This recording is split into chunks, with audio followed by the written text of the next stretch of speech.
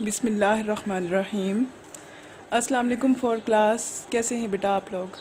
بیٹا آج ہم lecture number 9 لینے جا رہے ہیں، جو کہ ہے باب پنجم، عنوان ہے جس کا نماز۔ باب پنجم ہم لوگ پڑھیں گے، اس کا عنوان ہے نماز۔ اس سے پہلے آپ نے وضو پڑھا تھا سبق، ٹھیک ہے؟ آج ہے 5 جون 2020، دن ہے جمعہ۔ تو بیٹا سب سے پہلے ہم نماز کی بلند خوانی کریں گے سبق کی، ٹھیک ہے؟ سب بچے اپنی بکس اوپن کریں تاکہ ہم لوگ بلند خوانی کر سکیں۔ جی بیٹا بکس اوپن کر لی آپ لوگوں نے؟ آئیے، سبق کا نام کیا ہے؟ نماز۔ آئیے ہم بلند خوانی کرتے ہیں۔ اللہ تعالیٰ بہت مہربان ہے، یعنی کہ اللہ تعالیٰ بہت رحم فرمانے والا ہے اور اپنے بندوں سے بہت محبت کرتا ہے۔ وہ چاہتا ہے کہ ہم بہت اچھی اور کامیاب زندگی گزاریں اور تمام نقصانات سے محفوظ رہیں۔ کیا آپ اس سے کیا سمجھ آئی کہ اللہ تعالیٰ ہم پر، اپنے بندوں پر بہت مہربان ہے اور وہ اپنے بندوں سے بہت زیادہ محبت کرتا ہے، اور وہ چاہتا ہے کہ ہم لوگ اس کے بندے بہت اچھی اور کامیاب زندگی گزاریں اور ہر قسم کے نقصان سے محفوظ رہیں۔ اس لیے اللہ تعالیٰ نے جہاں ہم کو بہت سی نعمتیں دیں، ہم پر بے پناہ احسانات کیے، وہاں ہمیں ان تمام اچھے کاموں کا حکم دیا جو ہمارے لیے فائدہ مند ہیں، اور تمام برے اور گناہ کے کاموں سے منع کیا جو ہمارے لیے نقصان دہ ہیں۔ کیونکہ اللہ تعالیٰ ہم سے بہت زیادہ محبت کرتا ہے، اس لیے اللہ تعالیٰ نے ہمیں ایسے تمام کام بتا دیے جن سے وہ خوش ہوتا ہے، اور ایسے تمام کام بتا دیے جن سے وہ ناراض ہوتا ہے۔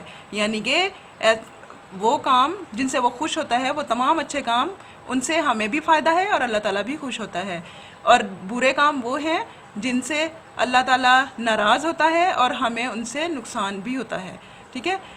مسلمان ان احکامات پر عمل کر کے اللہ کی پسندیدہ اور کامیاب زندگی گزارتا ہے اور آخرت میں بھی کامیاب ہوتا ہے۔ یعنی کہ اللہ تعالیٰ نے جو ہمیں احکامات دے دیے ہیں، اگر ہم ان پر عمل کریں گے تو ہم اللہ تعالیٰ کی پسندیدہ اور کامیاب زندگی گزاریں گے، اور آخرت میں بھی ہم لوگ کامیاب ہوں گے اور ہمیں اس کا اجر ملے گا، ہمیں اچھے اور نیک کاموں کا۔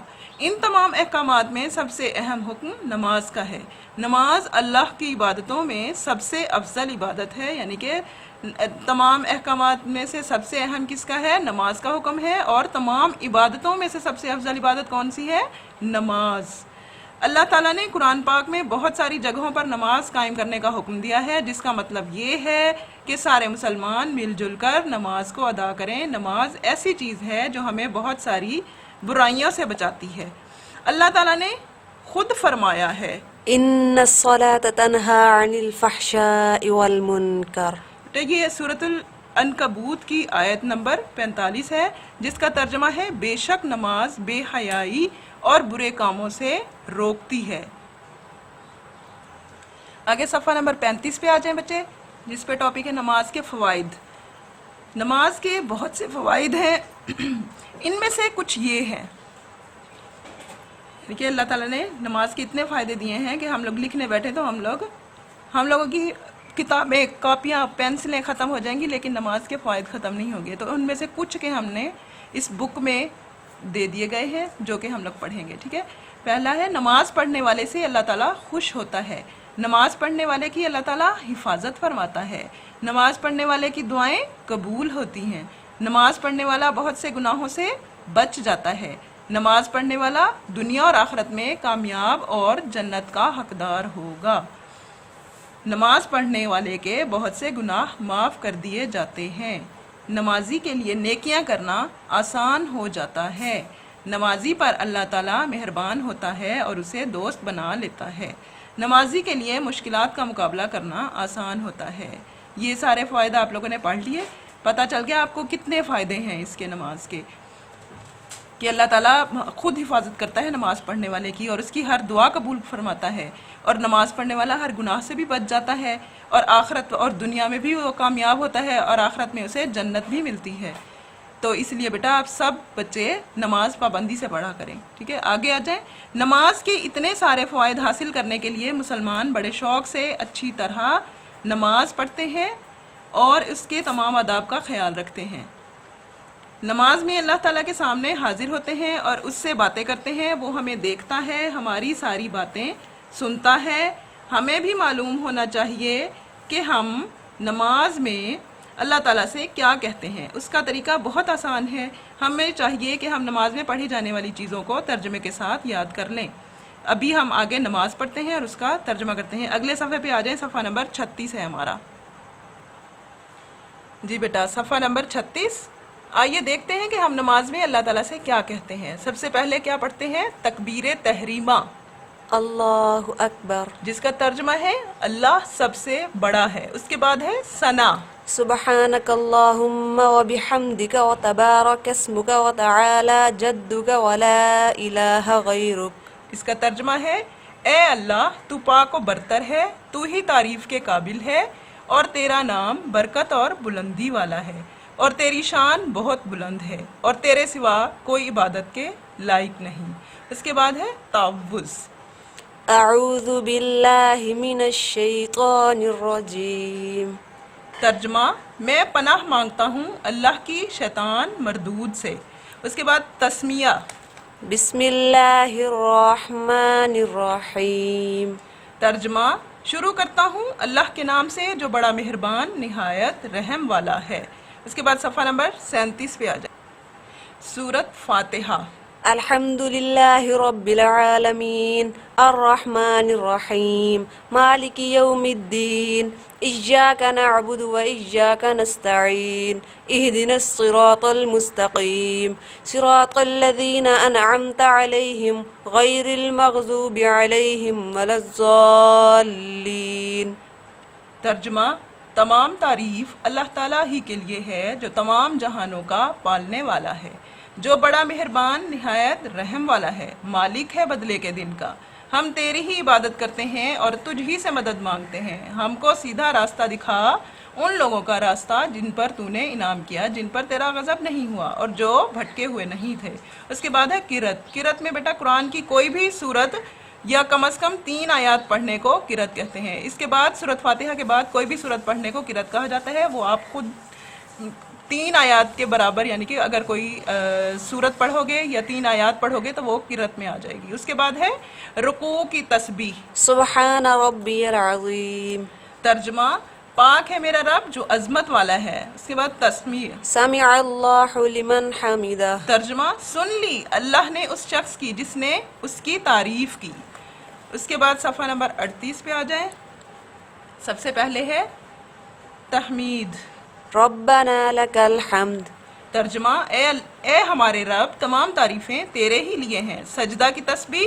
سبحان ربی الاعلی. ترجمہ پاک ہے میرا رب جو سب سے اعلیٰ ہے. اس کے بعد ہے تشہد. التحیات للہ والصلوات والطیبات. السلام علیک ایہا النبی ورحمۃ اللہ وبرکاتہ. السلام علینا وعلی عباد اللہ الصالحین. اشہد ان لا الہ الا اللہ واشہد ان محمدا عبدہ ورسولہ. ترجمہ تمام تعریفیں، ساری عبادتیں اور ساری پاکیزہ باتیں اللہ ہی کے لیے ہیں. اے نبی صلی اللہ علیہ وآلہ وسلم آپ پر سلام ہو اور اللہ کی رحمت اور اس کی برکتیں ہوں. ہم پر اور اللہ کے نیک بندوں پر سلامتی ہو. میں گواہی دیتا ہوں کہ اللہ کے سوا کوئی عبادت کے لائق نہیں، اور میں گواہی دیتا ہوں کہ محمد صلی اللہ علیہ وآلہ وسلم اس کے بندے اور رسول ہیں. صفحہ نمبر 39. درود ابراہیمی. آگے. اللهم صل على محمد وعلى آل محمد كما صليت على إبراهيم وعلى آل إبراهيم إنك حميد مجيد.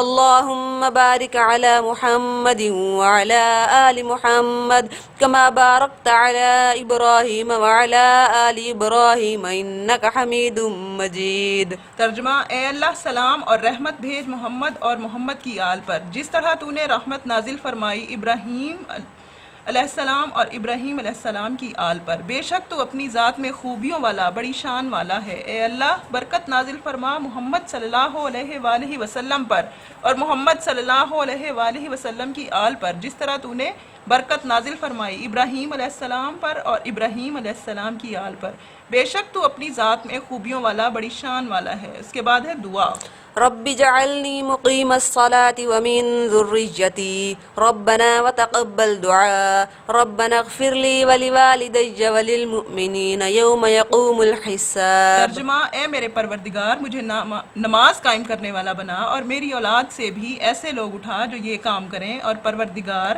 مجھے اور میرے والدین کو اور سب ایمان والوں کو اس دن معاف کر دیجیے جبکہ حساب قائم ہوگا۔ آگے ہے سلام، السلام علیکم ورحمۃ اللہ۔ ترجمہ، تم پر سلامتی اور اللہ کی رحمت ہو۔ جی بیٹا، یہ ہماری نماز جو ہم جیسے پڑھتے ہیں، اس میں جو کچھ پڑھتے ہیں ترجمے کے ساتھ ہم نے پڑھ لی ہے، ٹھیک ہے۔ آگے ہم پڑھیں گے، آگے شروع کرتے ہیں۔ نماز میں اللہ تعالیٰ کے سامنے ادب سے ہاتھ باندھ کر کھڑے ہوتے ہیں، اسی کے سامنے جھکتے اور پیشانی زمین پر رکھتے ہیں۔ نماز کی ان مختلف حالتوں کے نام درج ذیل ہیں۔ ابھی آپ کو آگے نام بتائے جا رہے ہیں، جو کہ ہم نے ابھی ان کا عربی بھی پڑھی ہے اور ترجمہ بھی پڑھا ہے اس کو۔ اب دیکھیں گے کہ ہم اس میں کرتے کیا ہیں۔ سب سے پہلی حالت ہے تکبیر تحریمہ، دونوں ہاتھ کان تک اٹھا کر اللہ اکبر کہنا تکبیر تحریمہ کہلاتا ہے۔ یہ دیکھیں، جیسے اس میں یہ بچہ دونوں ہاتھ اٹھا کر تکبیر تحریمہ پڑھ رہا ہے، اس طرح ہاتھ اٹھا کر پڑھنے کو تکبیر تحریمہ کہا جاتا ہے۔ دوسری حالت ہے قیام۔ قیام میں کیا کرتے ہیں؟ نماز میں ہاتھ باندھ کر کھڑے ہونے کو قیام کہا جاتا ہے، جیسے اس تصویر میں یہ قیام ہے۔ تکبیر تحریمہ کے بعد قیام کرتے ہیں، اس طرح سے ہاتھ باندھ کر کھڑے ہونے کو قیام کہا جاتا ہے، ٹھیک ہے۔